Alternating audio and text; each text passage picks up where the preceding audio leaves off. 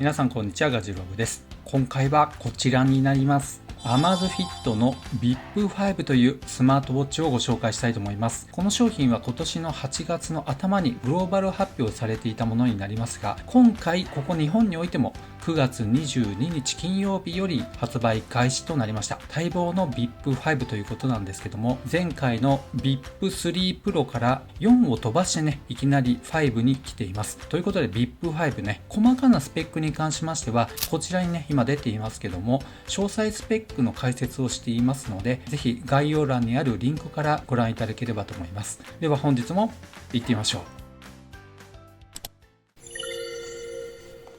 こちらがね、パッケージ内容となっています。まず本体そのもの、そして専用のマグネット式充電ケーブルが同梱されています。加えて日本語にも対応したユーザーガイドが入っています。実はですね、もうすでに使い始めていまして、このようにもう保護シールなど剥がしてある状態になっています。今回送っていただきましたのは、このソフトブラックというカラーになります。別のカラーにクリームホワイトとパステルピンクという3つのね、カラーが展開されています。まずこのモデルの大きな特徴としましては 1.91 インチの液晶のディスプレイになっていまして、上位モデルの Amazfit GTS4 mini はデザインこそこのスクエア型に似ているんですけども、あちらのモデルは AMOLED ディスプレイになっていて有機 EL パネルになっています。サイズもね、こちらよりちょっと小ぶりになっています。そして横から見てみますと、このディスプレイラウンド形状になっていることがわかりますね。2.5D になっています。またサイドボタンがね、やっぱついているのがいいですね。これ使い勝手めちゃめちゃ上がると思います。加えてですね、このサイドにマイク穴がなんと2つついていますね。Amazon の音声アシスタントに対応しています。加えてですね、なんと Bluetooth 通話にも対応しているという、この価格にしてついてきたかっていう感じになっていますね。そして反対側にはスピーカーが搭載されています。このスピーカーはですね、実はワークアウト中の音声案内にも対応していまして、残念ながら日本語には対応していないんですけども、例えば今現在のタイムや経過時間とかですね、そういったステータスをこのスピーカーから音声で教えてくれる機能がついています。この辺はですね、なんと 14,800 円のモデルに搭載しているっていうのはすごいですね。上位モデルと同等の機能がなんと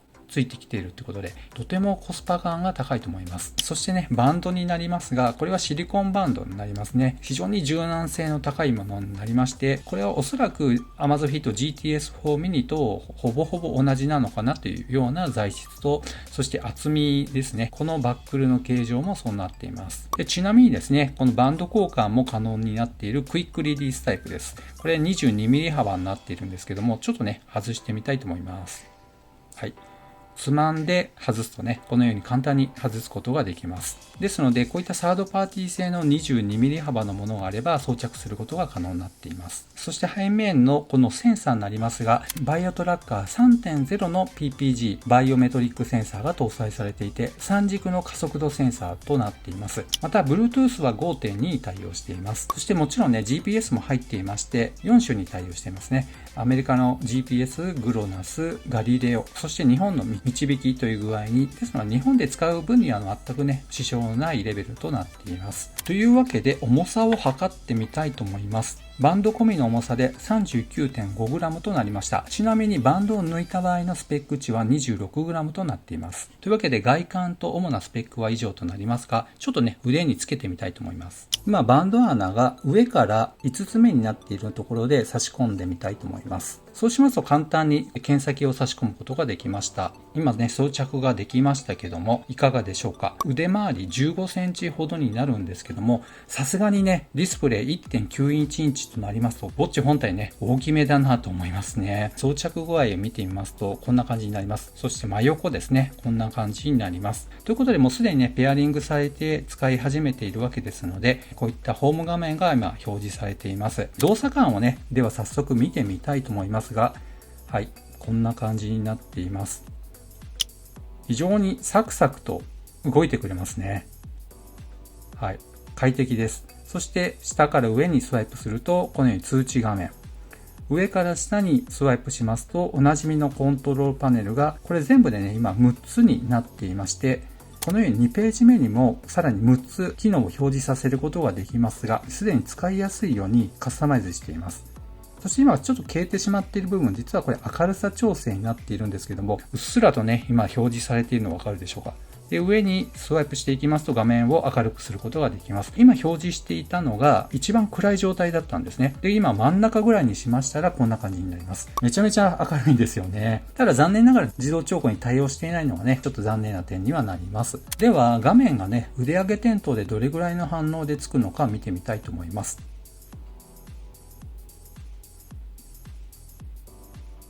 めちゃめちゃ速いっていうわけではないんですけども、許容範囲かなという感じですね。そしてホーム画面のさらに左側にはいつもながらにね、こういった画面がついています。例えば、ストップウォッチを簡単に呼び出すこともできます。そして、アラームに簡単にアクセスすることや、タイマー機能ですね。ここをタップすると、このようにすぐカウントさせることもできます。そして Amazon の音声アシスタントにも対応しています。これタップしますと、富士山の高さは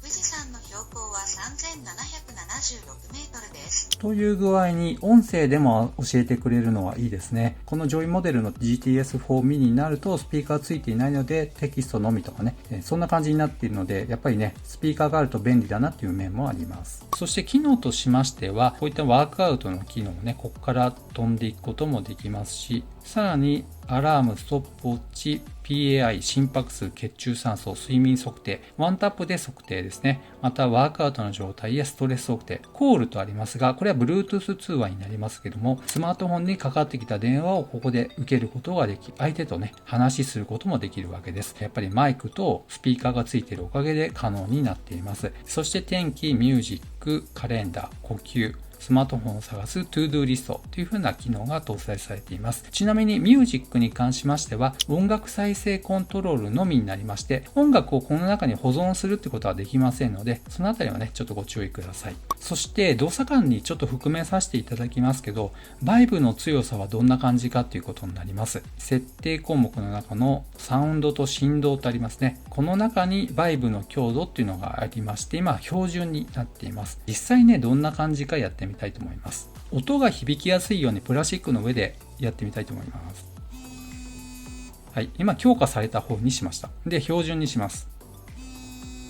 違いわかりますでしょうか？いやー、ほとんどね、ちょっと違いわからないんですけど、実はね、腕元にある状態では、どちらの強さも同じぐらいに感じるんですけど、どっちも強いです。めちゃめちゃこれね、わかりますね。というわけで、この後に実際に使ってどうかっていうことになりますけども、ファーストインプレッションをお届けしたいと思います。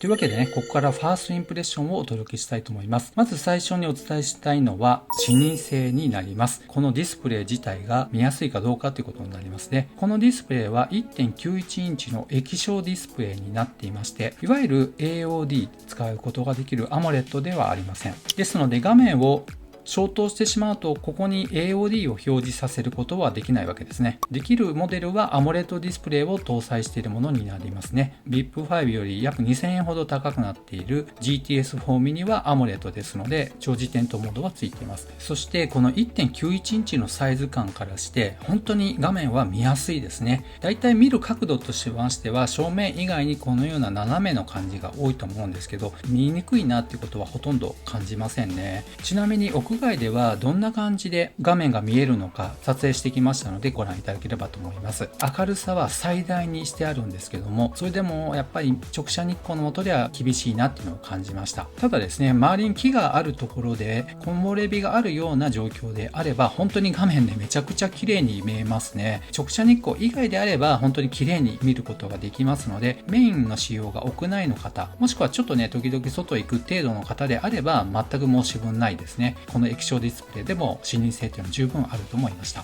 では次にね、気になる点としましては、やっぱり通知がどんな感じで来るかっていうことではないでしょうか。この中でですね、やっぱり皆さんがよく使うであろう LINE の通知がどんな感じで来るのかやってみたいと思いますので、ぜひご覧ください。まず LINE の音声通話の着信通知がどんな感じで来るかをご覧ください。はい、発信しました。もうすぐ来ましたね。今スマートフォンは着信中になって音声ね聞こえると思いますけども、ウォッチ本体はバイブが1回ブルッと震えまして、その後何もないですね。これはちょっと分かりづらいかもしれませんが、テキスト上では出ています。では次に LINE のメッセージがどんな感じで来るかをご覧ください。送信しました。もうすぐ来ましたね。はい、こんな感じでピピッと音も鳴ってくれて、バイブで1回振動してこのように表示されています。いつもご視聴ありがとうございましたと、過去形になってしまいましたけど、他の後ろに四角のマークありますけども、これは絵文字を送ったんですけども、残念ながら表示はされませんでした。しかしながらこの後に返信っていうのができまして、この定型文の中からできますし、自分で作ることもできますけども、了解しましたと。こんな感じでね、相手に返信することができますけども、受信はこのようにね、承知しましたというふうに返ってきているのがわかります。ちなみに入っている文字盤になりますが、例えばこういったものですね。これはこの VIP5 のモチーフになっている文字盤となっています。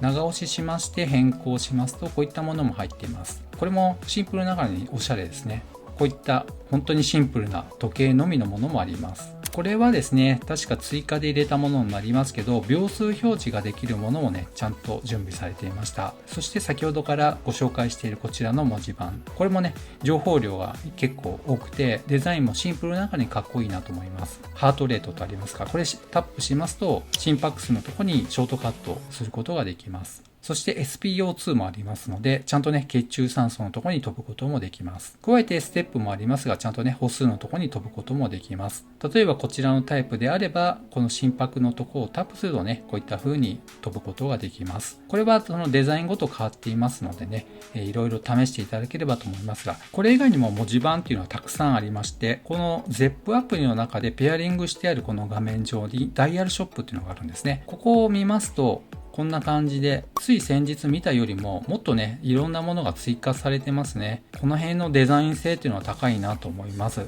実際に使える文字盤っていうのが多いんじゃないかなと思います。では次にですね、バッテリーの持ちはどうかということになります。スペック値では最大10日間となっているんですけど、検証した結果が今こちらの表になります。100% がスタートしていますけど、丸1日あった24時間後、20時の30分になっていますが、85% と前日差は 15% となっていました。そしてそのまんまですね、自由に丸4日間使ってみたんですけども、残量が 56% となっていまして、この4日間でバッテリー消費っていうのは 44% を使ったわけですね。というわけで1日あたり 11% のバッテリー消費ということになります。その結果、推定としては9日間持つということになります。ということで、いかがでしょうかね。スペック値で10日持つよって言っているので、このあたり結構現実的な数値としてはいい方じゃないかなと思います。そして次に、毎度このあたりもね、スマートウォッチレビューするときに出している数値になりますが、歩数計の精度になります。これは1キロの直線で何歩歩数をカウントするかを検証していて、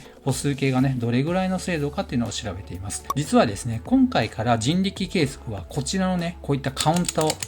機械がありますね。これよく見るタイプになりますが、これを使って歩数を一歩一歩カウントしたのが1回目の計測の結果になっています。1キロを歩いた歩数は1423歩となっていました。そしてこの VIP5 が示した数値になりますね。キロ数は 1.03 になっていますが、このようにね、ほぼ直線になっています。数値は1407歩となっています。ということでね、こちらの人力計測した歩数との差は16歩と結構大きめになってしまったんですね。誤差レベルは 1.1% となりました。そして同じように2回目計測しました。その時にこちらの計測結果は1420歩となりました。この VIP5 の方が示した数値は 1.01 キロとなっていますけども、1418歩を示していました。ですので、差がなんとね、2歩ということで、非常に精度の高い数値がね、出てきました。誤差レベルで言うと 0.1% の差になっています。ということで、1回目と2回目、それぞれね、ちょっと差は大きくなりましたけども、平均しますと、だいたい 0.6% の誤差レベルになっています。様々なね、スマートウォッチで検証してきた結果、誤差レベルはだいたい 0.56% が多いんですけども、それを見ますとね、0.6% ということで、ほぼほぼね、同じぐらいということで、平均的な精度じゃないかなという結果になっています。ですので、普段使いの歩数計として使う分にもね、非常に精度の高い数値が出ていますので、安心して使うことができるんじゃないかなと思います。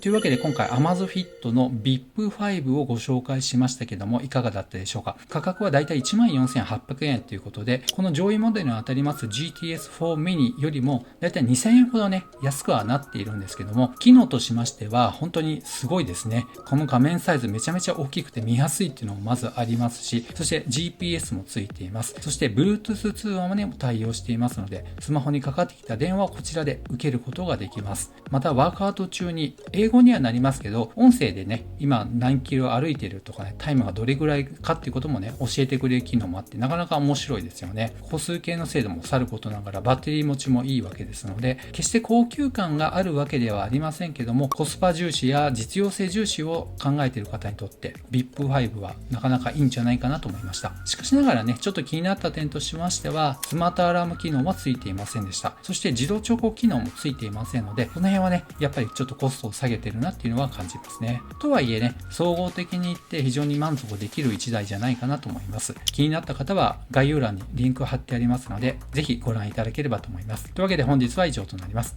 この動画良かったよって方は高評価、そしてまだの方はぜひこの機会にチャンネル登録をお願いいたします。ではまた次の動画でお会いしましょう。さよなら。